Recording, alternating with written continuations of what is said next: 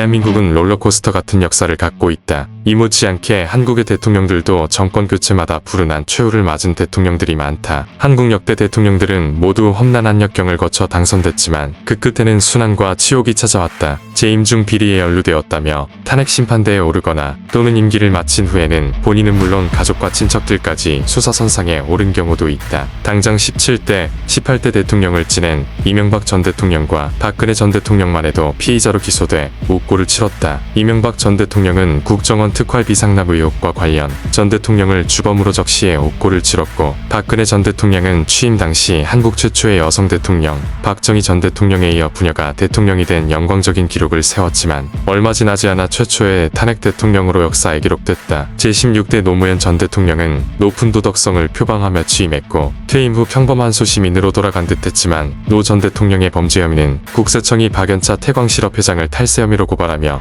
수면 위에 올랐다. 본격적인 수사가 확대되며 부인 권양수 교사와 장남 노건호 씨의 검찰 소환이 이루어졌고, 딸인 노정현 씨가 박연차 회장에게 수십만 달러를 수수한 정황이 드러나자 부엉이 바위 투신으로 생을 마감했다. 박정희 전 대통령은 군사혁명으로 대통령 자리에 오른 뒤 18년간 집권했다. 박정희 대통령에 대한 평가는 경제개발의 신화라는 평가와 독재인권 탄압의 극명한 평가가 지금도 엇갈리는 상태이며 살아생전 최측근이었던 김재규 중앙정보부장에 의해 시해됐다. 전두환 노태우 전 대통령 역시 퇴임 후 순환을 겪어야 했다. 육사 시절부터 친구 사이인 두 사람은 차례로 대통령직에 올랐다. 하지만 후임인 김영삼 정권 시절 각각 사형과 무기징역을 선고받고 2년가량 복역하다 사면 조치로 풀려났다. 검찰이 1998년 4월 정부 관료들을 상대로 상황을 이렇게 방치한 책임을 묻기 시작하면서 김영삼 대통령도 참고인으로 사면 조사를 받았고, 차남 김현철 씨는 아버지 재임 기간인 1997년 한보 특혜 대출 비리에 연루되어 징역형을 선고받았다. 김대중 전 대통령 역시 임기 말 홍업 씨와 홍걸 씨가 기업체에서 청탁 명목으로 금품을 수수한 혐의가 드러나 구속 기소됐다. 당시 김 전 대통령은 두 아들이 잇따라 구속되자 대국민 사과를 했다. 또한 지금 대통령의 탄핵 운동을 볼 때 현재 윤석열 대통령에게도 예외 없이 불운의 그림자가 드리워지고 있다. 자질이 없는 무능한 정권이다. 노골적으로 자본과 계급을 대변하는 친자 본정권이다. 대미, 대일 굴종 외교로 일관하고 있는 정권이다. 경제 위기를 더욱 증폭시킬 정책을 취하는 정권이다라며 탄핵을 주장하고 있다. 더 위로 올라가면 이전 대통령들 역시도 치욕을 안고 물러난 경우가 대다수다. 초대 대통령이었던 이승만 전 대통령은 장기 독재 집권을 하다 4.19 혁명으로 쫓겨나다시피 물러났고 하와이로 망명해 그곳에서 생을 마쳤다. 해외 외신들은 한국에 이렇게 많은 대통령들이 불운을 맞는 상황이 유독 많은 것에 대해 여러 가지 말들이 많다. 이 중에는 대한민국의 민족성을 꼽는 껄끄러운 의견도 있다. 대한민국은 위기가 오면 놀라울 정도로 단결이 잘 되는 민족이다. 그러나 그 이면에는 남 잘 되는 꼴을 못 보는 민족성이 있다는 것도 꼬집는다. 시대만 바뀌었을 뿐 조선시대로 거슬러 올라가도 이러한 사례들은 무수히 많다는 것이다. 이러한 사례가 많은 것은 단지 역사가 긴 나라라서라기보다는 국민성에도 관련이 있다고 보는 것이다. 유독 많은 대한민국 대통령들의 불운한 뒤끝,